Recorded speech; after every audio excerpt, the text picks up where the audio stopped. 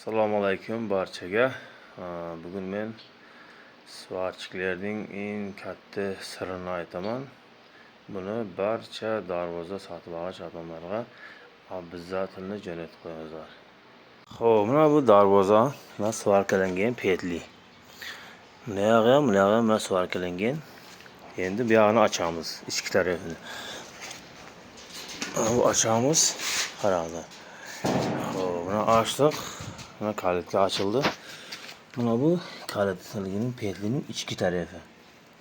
Mana shu ichki tarafini bozorga любой joyda farqi yo'q. Tojikiston любой joyga borsangizlar, mana shu petlining ichki tarafini, mana shu yerning svarkasini ko'ringizlar. Agar petlilar ichki tarafı svarkalanmagan bo'lsa, значит o ustadan daji darvoza olmayapsizlar.